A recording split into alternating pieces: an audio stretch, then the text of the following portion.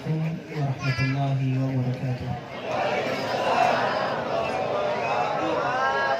Alhamdulillah wassalatu wassalamu ala Rasulillah Sayyidina wa habibina wa syafi'ina wa maulana Muhammad ibn Abdullah wa ala alihi wa sahbihi wa man walah wa la hawla wa la quwwata illa billah.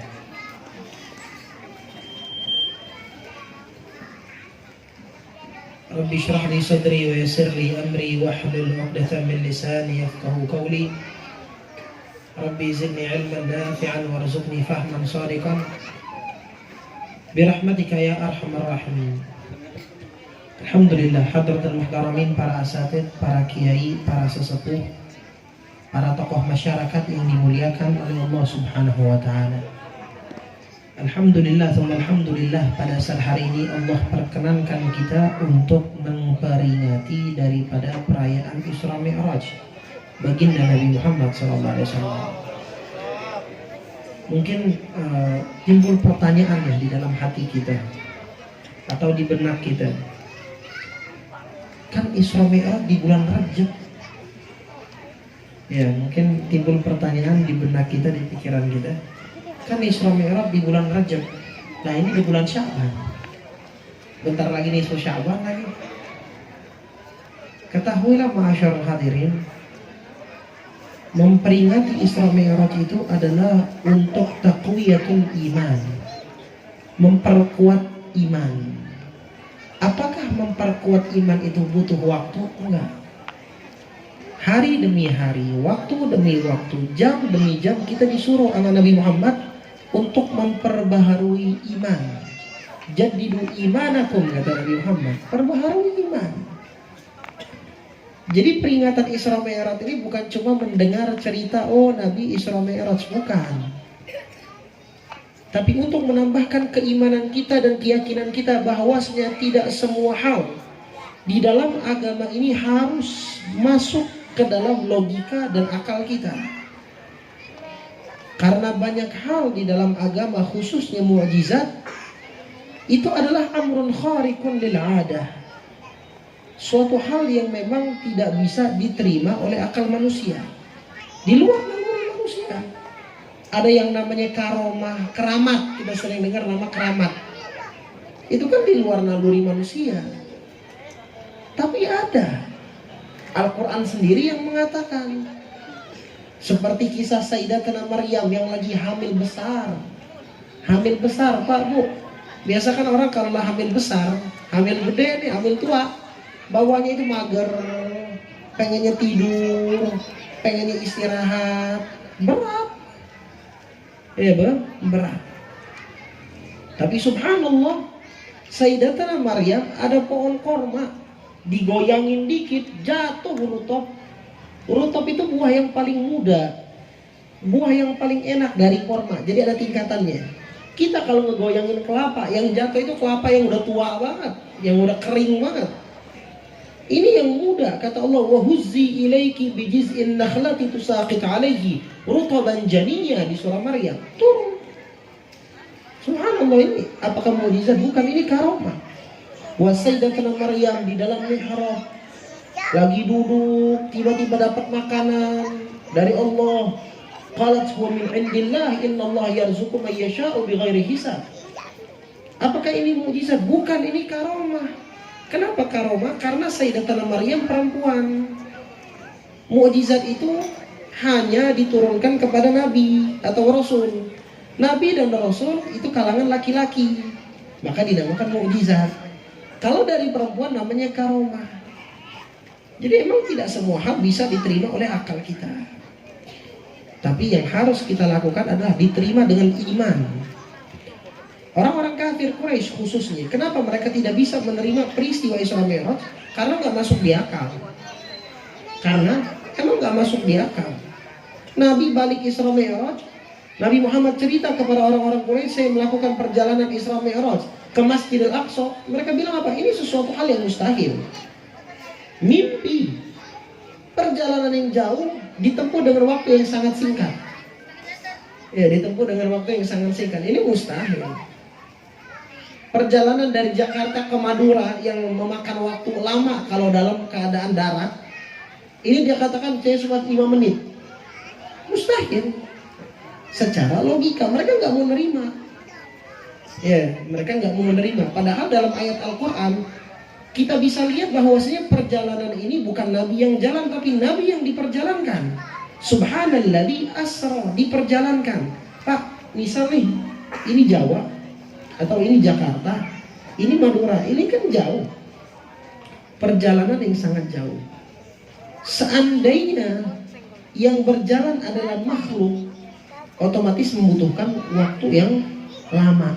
Tapi perjalanan Isra Mi'raj itu bukan perjalanan makhluk, tapi Allah yang memperjalankan makhluk. Jadi ya dipindahin aja sama Allah, dipindahin. Nggak susah. Misal, saya gambarin mudah nih ya. Ada kura-kura dari rumah sono mau ke sini, wah lama banget kan.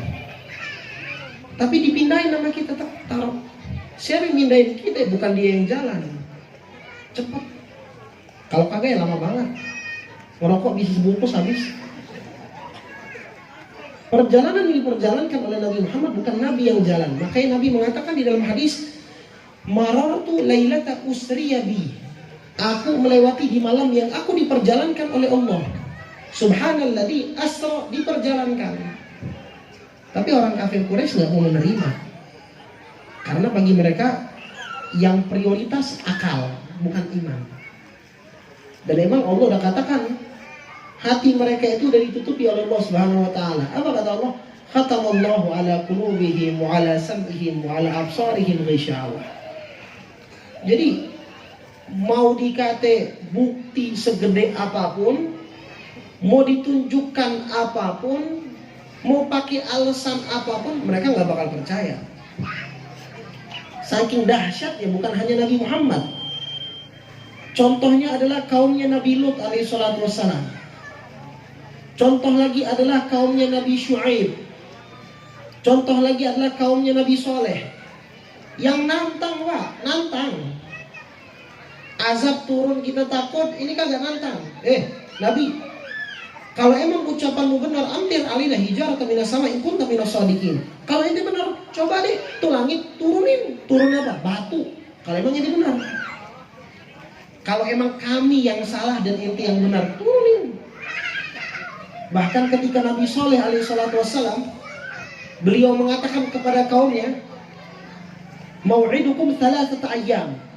Kalian tunggu 3 hari, azab Allah akan turun. Karena mereka nggak mau mempercayai. Toh mereka yang minta bukti kepada Nabi Soleh, kalau ini benar, coba nih, ini ada gunung, ada batu, coba keluarin dari batu ini seekor onta. Keluar onta. Siapa yang minta? Mereka sendiri minta bukti kebenaran Nabi Soleh, dikeluarkan. Tapi gara-gara itu onta makanin kebunnya mereka, tamannya mereka gedor. Padahal Allah telah berpesan kepada Nabi Soleh untuk disampaikan kepada kaumnya. Itu onta mau makan di mana aja bebas, terserah, jangan dilarang-larang. Ya onta Pak, kagak ada otak. Ya, mau makan di mana aja, kencing di mana aja mah jadi. Dihabisin air. Onta kan nyimpen air luar biasa. Ya kita tahu sendiri kalau air susah gimana kan. Tuh onta ngabisin air. Air dihabisin, taman ya semua dihabisin dah. Ngegaros kayak onta. Gedek nih manusia. Allah telah mengatakan dalam Al-Quran, dan pesan ini disampaikan oleh Nabi Soleh, diamin. Ya, diamin, jangan diganggu. Sama mereka fa'aqaruha faqala tamatta'u fi darikum thalathata ayyam. Disembelih. Diganggu aja kagak boleh, disembelih. Oke. Pas sudah disembelih, kata Nabi Soleh, tunggu 3 hari azab turun. Mana azab kagak turun? Nantang. Yang ditantang Tuhan. Turun azab beneran. Ya, turun azab beneran. Maka dari itu, iman ini hal yang harus kita kedepankan, bukan rasio, bukan akal. Bukan logika. Logika, akal diberikan oleh Allah untuk membantu kita berpikir, untuk membantu kita mencerna di dalam kebesaran-kebesaran Allah. Membantu, bukan dijadikan patokan. Kalau dijadikan patokan banyak hal yang nggak bakal kita kita terima di dalam keimanan. Maka ketika Nabi Muhammad balik dari Isra Mi'raj, orang kafir Quraisy nggak percaya. Ya, sebelum kita masuk ke dalam kisah itu, jangankan yang namanya Isra Mi'raj, yang udah di depan mata mereka aja mereka gak percaya. Mereka itu pernah minta sama Nabi Muhammad, ya Muhammad, kalau ente benar belah tuh bulan. Dibelah bulan sama Nabi Muhammad. Pas dilihat, wah sihir. Udah dibelah, mereka bilang sihir. Kagak percaya. Padahal depan mata mereka sendiri mereka ngelihat itu kebelah. Wah sihir. Namun masih penasaran, apakah saya doang yang kena sihir atau orang lain ada? Dicari Pak, kebetulan ada orang yang lagi melakukan perjalanan ke Syam. Orang Arab zaman dulu itu demen melakukan perjalanan ke Syam. Li'ila fi Quraisyin ila fihim rihlatasy syita'i was-sayf. Kebiasaan orang-orang Quraisy itu melakukan perjalanan dagang. Kalau nggak ke Yaman itu ke Syam. Kebetulan zaman itu waktu itu lagi ke Syam. Ditunggu di batas kota. Pas orang-orang dari Syam udah balik ditanya, tanggal sekian, jam sekian, ente ngelihat bulan nggak? Iya. Karena Pak, orang dulu kalau melakukan perjalanan kayak tadi tuh, saya dari Ciledug ke sini melakukan perjalanan, kan saya nggak tahu jalan. Panduannya dari mana? Dari Google Maps. Ya, panduannya dari Google Maps. Orang dulu ketika melakukan perjalanan, panduan mereka itu patokannya itu dari bintang, arah angin, matahari, bulan. Apa kata Allah dalam Al-Quran di surah An-Nahl? Wa alamati wa bin najmi hum yahtadun. Mereka bisa mendapatkan petunjuk jalan itu dengan tanda-tanda dan diantaranya adalah bintang. Maka orang-orang yang mau balik ke kota Mekah, otomatis mereka patokannya bulan, pasti ngelihat. Gak mungkin enggak, apalagi malam hari kagak tahu jalan, nyasar Pak. Ya zaman dulu jangan dikira ada aspal, ada trotoar, ya kagak ada, ya padang pasir aja gitu. Ya padang pasir aja gitu. Makanya di antara kisahnya Nabi Muhammad ketika melakukan perjalanan ke kota Madinah, Nabi gak sendirian, Abu Bakar gak sendirian, tapi mencari dan membayar jasa penunjuk jalan. Butuh yang paham masalah-masalah gituan. Alhamdulillah, dicari tuh orang-orang yang ada di mana? Di batas kota yang baru balik dari Syam. Ditanya, ente nggak bulan? Iya. Ada aneh nggak? Ada, bulan kebelah. Yang ngelihat ternyata bulan terbelah bukan dia doang, tapi orang yang di luar kota pun ngelihat.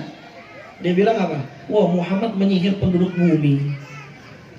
Emang nggak bisa nerima? Allah udah katakan. Ya. Apa kata Allah dalam Al-Quran? Fa innaha la ta'mal absar, walakin ta'mal qulubul lati fis sudur. Yang buta itu bukan mata ininya. Yang buta bukan mata ini, mata mereka jeli Pak. Jeli banget. Lebih terang dari penglihatan kita.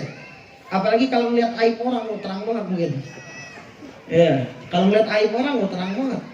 Melihat kesalahan orang, kesalahan tetangga, ya, kesalahan suami, diingat sampai 10 tahun ke depan, jeli banget. Mata kelihatan. Tapi yang buta kata Allah bukan mata ini, tapi mata ini. Pak, kalau mata ini yang udah buta, ini yang ribet. Mata hati, iman di sini, takwa di sini, adab di sini, semua di sini. Nabi mengatakan ketika tentang takwa, yushir ila sadrihi thalath marrah. Sahabat ngomong, Nabi sambil ngomong takwa sambil nunjuk hatinya. At-taqwa hauna, at-taqwa hauna, at-taqwa hauna. Takwa di sini, takwa di sini, takwa di sini. Ilmu itu di sudur, di hati, di dada. Al-Quran di hati, ya, Al-Quran di hati. Buta hatinya ribut. Mau bukti segimanapun, mau bukti setinggi apapun nggak bakal diterima. Nah ini yang kejadian kepada orang kafir Quraisy. Maka ketika Nabi Muhammad pulang dari Isra Mi'raj, mereka nggak percaya. Dipanggil Abu Bakar Siddiq, diceritakan, teman ente ngomong dia melakukan perjalanan jauh Isra Mi'raj dari Masjidil Haram ke Masjidil Aqsa, terus dari Masjidil Aqsa ke Sidratul Muntaha. Ente percaya nggak? Kata Abu Bakar Siddiq, siapa yang ngomong? Muhammad teman ente. Kalau yang ngomong Muhammad, hatta yang lebih aneh dari ini saya akan percaya, kata Abu Bakar. Dulu belum dapat gelar As-Siddiq. Apa kata As-Sayyidi Ahmad Al-Marzuki di dalam kitabnya Aqidatul Awam? Qad faza siddiqu bitasdiqin lahu wa bil urudi sidqun wafa ahlahu. Telah beruntung Abu Bakar Siddiq karena kepercayaannya kepada Nabi Muhammad. Nah, makanya Pak, Abu Bakar itu bisa menjadi sahabat terdekatnya Nabi Muhammad, menjadi orang terpenting, bahkan menjadi orang yang paling dicintai oleh Nabi Muhammad. Sampai Nabi ngomong apa? Ahabbun nasi ilayya Aisyah wa minar rijali abuha. Dari kalangan laki-laki yang paling aku cintai adalah Abu Bakar Siddiq. Saking cintanya Nabi Muhammad kepada Abu Bakar Siddiq. Bahkan ketika Nabi Muhammad mau wafat, Nabi sakit Pak. Nabi sakit lama. Ada sekitar dalam riwayat itu Nabi meninggalkan sholat berjamaah ya, karena uzur. Kalau kita ninggalin jamaah bukan karena uzur, kagak mau. Kalau Nabi uzur, udah sakit Pak. Sakitnya bukan main. Pertama Nabi tinggal di rumah Hafsah. Pada saat Nabi Muhammad tinggal di rumah Hafsah, udah ngerasa sakit Pak. Sakit menjelang kematian. Nabi minta dipindahkan ke rumah Aisyah. Lah kenapa di rumah Aisyah? Karena Aisyah istri yang paling mudanya Nabi dan paling paham dengan gerak-gerik gestur tubuh Nabi Muhammad. Jadi Nabi mau apa aja tuh Aisyah udah tahu. Makanya ketika Nabi Muhammad wafat, sebelum wafat itu kan Nabi butuh siwak. Tapi Nabi nggak ngomong, Aisyah udah tahu. Ini Rasulullah lagi butuh siwak. Langsung disiapkan sama Sayyidatuna Aisyah, dan karena siwaknya masih keras, dilembutkan dulu sama Sayyidatuna Aisyah. Udah paham. Karena paling muda dan paling cerdas. Istri Nabi yang lain kan tua, janda berapa kali gitu. Jadi Nabi Muhammad izin agar dipindahkan ke rumah Aisyah. Dipindahin, dibopong Pak. Dibopong oleh dua orang, yang kanan Abbas, yang kiri Ali bin Abi Thalib. Sampai ke rumah Aisyah. Datang waktu sholat, wudu, udah siap-siap pingsan. Udah pingsan nih, bangun lagi, mau sholat tetap ke masjid. Pingsan lagi Pak, bangun lagi. Sampai Aisyah ngomong, udah ya Rasulullah istirahat, jangan paksakan dirimu. Lah kita jangankan pingsan, mata ngantuk dong, aduh ntar aja dah. Berat. Ngantuk. Kagak mau ke masjid. Lah gara-gara nonton sinetron doang kagak mau ke masjid. Gara-gara ngumpul doang. Gara-gara rokok belum habis, baru dihidupin kagak mau ke masjid. Gara-gara kopi baru diangetin, padahal bisa diangetin lagi, padahal bisa buat lagi, kagak mau ke masjid. Nabi sampai pingsan berkali-kali, tapi tetap berusaha untuk datang ke masjid.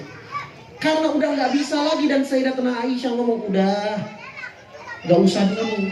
Dari sini Nabi Muhammad ngomong, ya Aisyah, mur Abu Bakar fal yusalli bin nas. Suruh Abu Bakar untuk jadi imam. Sayyidatuna Aisyah nggak mau, jangan bapak saya. Ngomonglah sama Rasulullah, ya Rasulullah, Abu Bakar ini orang yang cepat nangis. Takutnya dia lagi sholat, baca ayat Al-Quran malah nangis baik ya Rasulullah. Jangan, ganti aja. Biar Umar. Umar orangnya tegas. Umar orangnya itu gagah. Dia orangnya tegas. Kata Rasulullah, enggak, mur Abu Bakar fal yusalli bin nas. Abu Bakar yang jadi imam. Sampai 3 kali Pak. Aisyah ngerasa salah, ngerasa nggak bisa lagi. Datang ke Hafsah.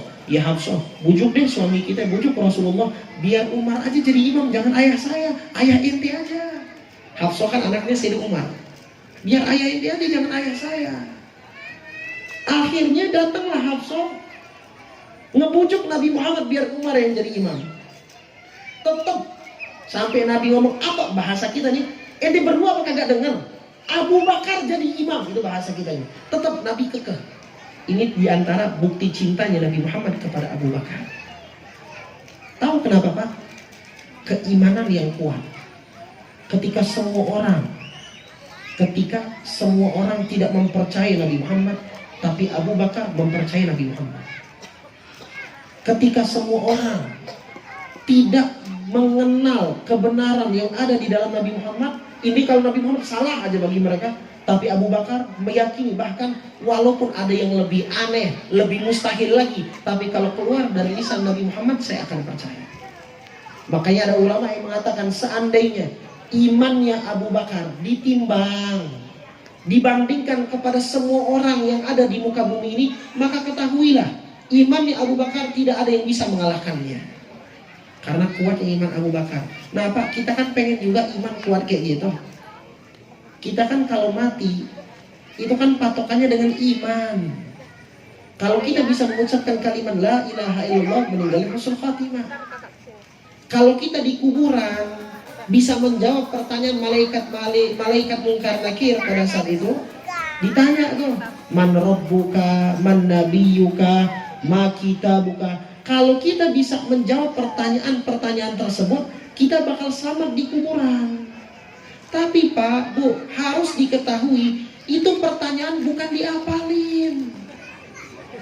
Man rabbuka Allah, man rabbuka Allah, man rabbuka Allah. Ya kita menghafal ucapan doang, pegang mic udah grogi, bingung ngomong apa ya tadi ya. Udah bingung. Kita ketemu polisi aja, ketemu polisi udah gemeter. Ini ketemu malaikat yang Allah katakan, alaiha malaikatun ghiladun syidad. Malaikat itu kalau misal orang ini ahli maksiat, bengis ya bukan main mukanya. Paham nggak? Muka orang yang sedang gedek pengen mukul gitu. Ya itu malaikat. Kalau udah ngeliat orang ahli maksiat, disebutkan di dalam kitab Syarhus Sudur fi halil mauta wal kubur, tentang kuburan, karya Imam Suyuti. Itu malaikat kalau ngeliat orang yang ahli maksiat gedek banget, udah wah gue gak sabar orang yang gedek ini nih gitu, mau dipukulin, itu malaikat. Jadi bukan diapalin menurut Allah, ada. Kita bisa menjawab setiap pertanyaan tersebut tergantung dengan keimanan kita.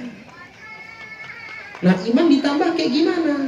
Dengan baca Al-Quran, dengan kajian, dengan memperbanyak ibadah. Innamal mu'minuna alladzina idza dzukirallah wajilat qulubuhum wa idza tuliyat 'alaihim ayatuhu zadatkum imana. Orang mukmin itu kalau disebutkan ayat-ayat Allah, disebutkan nama Allah, hatinya bergetar. Dan juga kalau misal dibacakan ayat Al-Quran, kayak tadi Qori kita membacakan ayat Al-Quran, zadatkum imana, imannya bertambah, demen dengar Al-Quran. Makanya bisa kita lihat di bulan Ramadan, kalau misal kita pengen iman bertambah, banyakin baca Quran. Dan kita bisa lihat kalau iman kita ini masih saklek, masih ada problem iman kita, tuh baca Quran baru sehalaman udah pada ngantuk. Nah itu harus diobati. Mata aja, mata nih kalau udah belekan, kalau udah merah, udah beli obat mata, obat tetes, Instoka, apa ya, waduh kagak enak. Itu mata. Karena dia nggak bisa ngelihat cahaya lagi, ngelihat sesuatu itu susah, berair, kan nggak nyaman. Kita kalau problem masalah jasad, zohir, sering kita perhatikan, betul nggak Bu? Kalau masalah jasad, kita perhatiin banget. Sakit dikit kita obati. Sakit dikit kita obati. Hidung dikit mimisan, ambil tisu langsung tutup. Gigi sakit, menyut, datang ke dokter. Perut sakit, kita terlalu fokus ke dalam pengobatan, perawatan jasad. Muka bopeng dikit, dirawat. Jerawatan dikit, waduh malu. Kalau keluar rumah kagak pakai make up, malu. Harus pakai make up, harus pakai ini. Inti perawatan diri, perawatan jasad kita perhatikan. Tahu gak apa kata Nabi Muhammad? Mahassanallahu khalqa rajulin wala khuluqa fatut'imuhun naru abada. Kata Nabi Muhammad, kalau seandainya ada orang udah dikasih wajah yang bagus sama Allah, indah, ganteng, cantik, tapi dia tidak merawat akhlak. Akhlak di mana? Di hati. Ya, karena itu kata Al-Habib Muhammad bin Abdullah Al-Haddad di dalam kitab Ajalatus Sibak, yang namanya akhlak itu adalah tampilan batinnya kita. Tampilan batin, nggak kelihatan kan akhlak kita. Cuma kalau orang akhlaknya bagus, duduk sama dia memancar aura baik, enak duduk sama dia. Kalau misalnya dalamnya kagak bagus, fatut'imuhun naru abada, dia akan dilahap oleh api neraka. Nah kita sering kalau misalnya jasad sakit diobatin, tapi hati kita kagak pernah kita obatin, makanya mati. Dengar Quran ngantuk, dengar Quran ngantuk. Allah katakan orang beriman dengar Al-Quran, imannya bertambah lebih semangat lagi. Ini dengar Al-Quran, aduh ribet banget sih, berisik banget. Malah kagak enak dia dengar Al-Quran.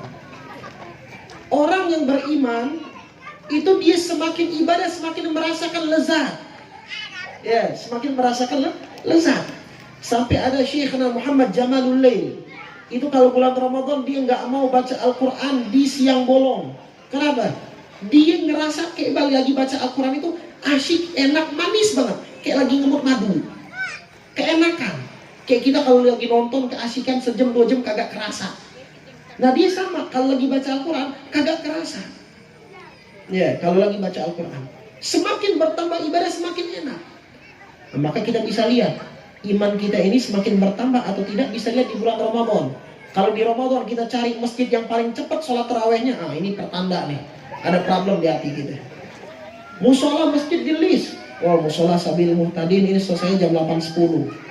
Wah, musola Al-Falah nih selesai lebih cepat jam 8. Al-Falah doang. Ibu-ibu ngomong, enggak, ada yang lebih cepat lagi jam 7.50. Kesono, pindah. Nah, ini kan problem.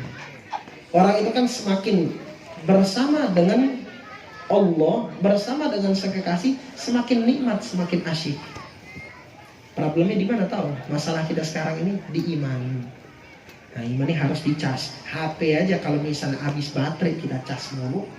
Ini HP kalau habis baterai kita cas. Jangankan habis baterai masih 50%. Mau tidur, mau rebahan, dicas. Biar bangun tidur udah full. Mau habis baterai, kebetulan lagi nonton, tarik colokan sambil colok. Tapi hati kagak pernah kita cas. Kagak pernah kita tambah, ya, nggak pernah kita upgrade. Tapi kalau game, WhatsApp di-upgrade mulu, di-update mulu, HP gonta-ganti mulu. Tapi hati kita, iman kita tidak pernah kita upgrade, tidak pernah kita perbaharui. Nah kalau udah mati, waliyadzubillah min dzalik, mau dengar nasihat kagak bisa, dia mau dengar Al-Quran nggak enak, ke masjid panas. Maka tidak perlu menunjuk ke kanan, ke kiri, ke depan, ke belakang. Tapi mari kita introspeksi diri kita masing-masing. Ada nggak penyakit ini di dalam diri kita? Kalau ada, mari kita benahi. Kalau ada, mari kita obati. Jangan sampai mati dengan penyakit ini. Wow, di kuburan Pak, ribet urusannya. Ala kulli hal. Jadi intinya, kalau kita balik ke dalam kisah Isra Mi'raj, kalau kita memperingati atau melakukan acara Isra Mi'raj, itu bukan hanya mendengarkan cerita Pak, Bu. Tapi kita pengen kita balik bawa pesan tentang Isra Mi'raj. Jadi ada faedah, ada pesan yang bisa kita kantongin, yang bisa kita amalkan. Di antara faedah atau pesan-pesan tersebut, itu bisa kita lihat di dalam surah Al-Isra dan sebelumnya, yaitu surah An-Nahl. Jadi Pak, Bu, di dalam ilmu tafsir itu ada yang namanya munasabatul ayah. Keterkaitan antara satu ayat yang satu dengan yang lainnya. Kalau kita lihat tadi qori kita udah bacakan jazahullahul khair. Ya, qori kita udah membacakan surah Al-Isra ayat pertamanya. Nah, sebelumnya itu kan surah An-Nahl. Ayat terakhirnya itu berbunyi wasbir wa ma sabruka illa billah wa la tahzan alaihim wala taku fi dhaikin mimma yamkurun innallaha ma'al ladzina taqaw wal ladzina hum muhsinun. Kan tadi saya katakan antara ayat yang satu dengan yang lain ada keterkaitan. Ada keterkaitan. Apa keterkaitannya? Pak, Bu, kebetulan Nabi Muhammad sebelum Isra Mi'raj itu ada musibah. Apa musibah yang didapatkan oleh Nabi Muhammad? Nabi Muhammad ditinggal oleh 2 orang yang paling dicintai oleh Rasulullah. Yang pertama adalah Abu Thalib, yang kedua adalah Khadijah binti Khuwailid. Abu Thalib paman Nabi, Khadijah istri Nabi. 2 orang ini adalah tameng di dalam Islam. Orang kafir Quraisy dulu selama Abu Thalib masih hidup kagak berani ngeganggu Nabi. Kalau mau ngeganggu Nabi secara parah, izin dulu sama Abu Thalib. Abu Thalib pemimpin Quraisy, menggantikan bapaknya itu Abdul Muttalib. Jadi segan ketika Abu Thalib wafat, udah orang Quraisy udah lebih parah lagi mengganggu, mengancam, mencaci Nabi Muhammad sallallahu alaihi wasallam. wafat. Sedih Nabi Muhammad. Dan di antara yang lain yang wafat adalah Khadijah, istri tercintanya. Yang bahkan Pak Bu, setelah Khadijah wafat, Nabi nikah sama Aisyah, Nabi nikah sama Hafsah, Nabi nikah sama Aisyah. Khadijah tidak terlupakan, tetap berada di hati Nabi Muhammad. Sampai Aisyah ini istri satu-satunya istri Nabi Muhammad yang gadis. Otomatis karena gadis cemburunya kuat. Saking cemburunya Aisyah sama Khadijah, ketika Nabi Muhammad lagi nyebutin Khadijah, muji-muji Khadijah, apa kata Aisyah? Ya Rasulullah, engkau itu telah diberikan dan diganti oleh Allah perempuan yang lebih baik daripada perempuan tua tersebut. Kan Khadijah janda 2 kali. Ya, Khadijah janda 2 kali. Nikah sama Abu Halah, pertama dengan Abu Halah dan satu lagi dengan siapa gitu, 2 orang. Aisyah gadis. Nabi masih muji-muji Khadijah di depan Aisyah. Kata Aisyah, itu perempuan tua, aku lebih baik. Cemburu. Apa kata Rasulullah? Demi Allah, Khadijah tidak akan pernah tergantikan. Jadi benar-benar luar biasa di dalam hatinya Nabi Muhammad SAW. Wafat Pak Bu. Ini kan musibah ya. Ini kan musibah. Nah, poin atau pesan pertama yang bisa kita dapatin dari kisah ini, orang kalau kena musibah, sabar. Karena musibah itu bukan untuk mengazab, bukan untuk nyiksa. Jangan sampai ketika ada satu musibah, kita langsung mengklaim apa? Ini azab, ini laknat. Siapa yang bilang kayak gitu? Kan yang nurunin musibah Allah. Yang nurunin bencana Allah. Kata Allah, "Walanabluwannakum bisyai'in minal khawfi wal ju'i wa naqsin minal amwal wal anfusi wath thamarat wa basyyiris sabirin." Kami akan uji kalian, kata Allah, dengan berbagai macam ujian. Rasa lapar, susah, kematian, ekonomi sulit. Banyak ujian-ujian yang diberikan sama Allah. Apakah ujian ini untuk mengazab? Tidak Pak Bu. Itu urusan Allah, kita nggak tahu. Tipsnya, kalau musibah itu kena kepada kita, baru kita introspeksi. Gue salah apa sih? Apa jangan-jangan gue banyak maksiat? Apa gara-gara maksiat yang kemarin? Apa gara-gara gue lupa taubat? Introspeksi, kalau musibah kena ke kita. Tapi kalau kena ke orang lain, jangan sesekali kita mengatakan, celaka, emang laknat buat mereka, azab buat mereka. Beberapa bulan yang lalu kita sering dengar, ketika ada kejadian di Cianjur. Wah, orang banyak heboh nih gara-gara musibah nih, bencana buat mereka, siksa buat mereka, biar tahu rasa. Siapa kita? Emang kita tahu musibah tersebut turun karena suatu alasan, yaitu adalah Allah benci sama mereka? Enggak. Nabi diuji gak sama Allah? Nabi kena musibah, kenapa? Kita lihat Nabi Ayub alaihissalatu wassalam. Tahu musibahnya apa? Pertama, dia kena penyakit kulit yang hampir semua orang kabur dari dia. Bahkan anak-anaknya pun pergi dari dia. Istrinya karena kagak ada duit lagi, rambutnya dicukur, dibotakin, dan rambut tersebut dijual. Hah? Emang rambut jual buat apa? Zaman dulu kagak ada sapu. Jadi ya kalau sapu, kemoceng dan semacamnya, ya atau aksesoris itu dari rambut dibuat dijual. Buat ngidupin Nabi Ayub, nggak ada apa-apa lagi. Apakah kita katakan itu adalah musibah buat Nabi Ayub? Itu adalah Allah benci sama Nabi Ayub? Apakah kayak gitu? Enggak. Seorang Nabi itu orang pilihan, orang yang paling dicinta oleh Allah Subhanahu Wa Taala. Orang yang paling dicinta. Nabi Muhammad kena ujian nggak? Banyak banget ujian Nabi Muhammad. Sampai ulama mengatakan, idza asabatka bi musibatin fadhkur asabaka bi musibatin Nabi. Kalau ente kena musibah, kata ulama, maka sandingkan musibahmu dengan musibah Nabi Muhammad. Apa yang terjadi? Nggak ada apa-apanya musibah kita. Pernah kita ke masjid dilempar orang? Kagak pernah. Pernah lagi sujud ditaruh kotoran di punggung? Kagak pernah. Pernah kita dibuang orang? Kagak pernah. Enak hidup kita. Tapi kalau udah ada musibah sedikit aja langsung ngeluh, langsung sakit hati, langsung mogok masjid, mogok sholat, mogok ini. Padahal musibah yang diberikan oleh Allah kepada Nabi Muhammad lebih banyak lagi. Apakah karena Nabi Muhammad gak dicintai oleh Allah? Apakah Nabi Muhammad dibenci oleh Allah? Tidak. Gelar Nabi Muhammad Habibullah. Nabi Muhammad itu gelarnya kekasih Allah. Gelar Nabi Muhammad kekasih Allah. Saking cintanya Allah kepada Nabi Muhammad, apa kata Allah? Wa rafa'na laka dzikra. Kami angkat namamu wahai Muhammad. Di tafsir dikatakan bi'an tadhkura ismaka ma ismi fi dzikril khutbati wat tasyahhudi wa ghairiha. Setiap kali disebutkan namaku, kata Allah, namamu akan disebutkan. Kita lihat, kalau khutbah, rukun di antara rukun khutbah Jumat itu harus ada sholawat kepada Nabi Muhammad. Kalau kagak nggak asah khutbahnya. Terus kita lihat lagi sholat. Rukun sholat itu sholawat. Nggak bisa kita cuma asyhadu an la ilaha illallah selesai. Enggak.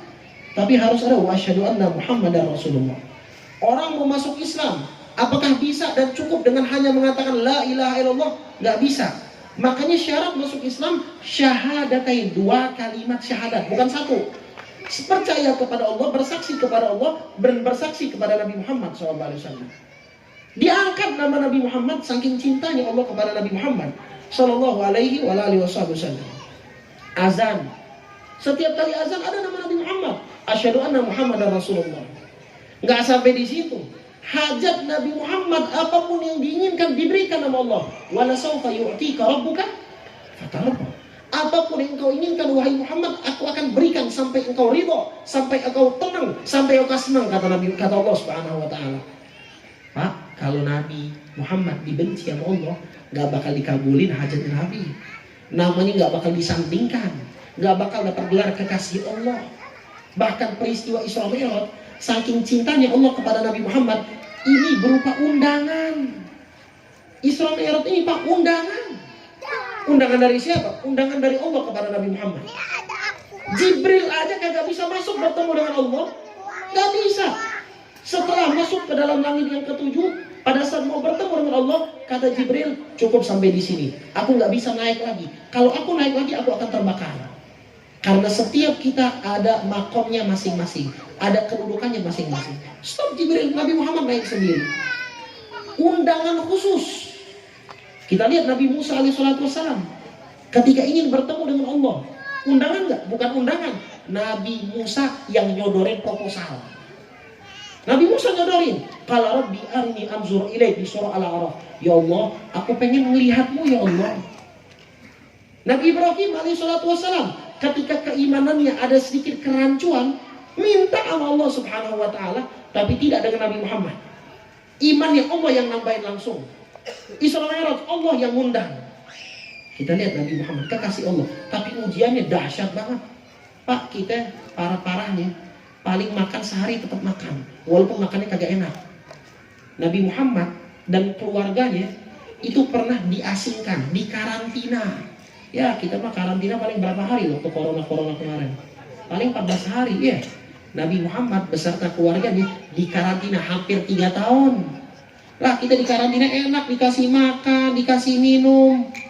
Nabi Muhammad dikarantina itu diboikot. Orang-orang kagak boleh datang ke Syekh Bani Muttalib, nggak boleh datang ke situ, nggak boleh ngirim makanan, nggak boleh ngirim minuman.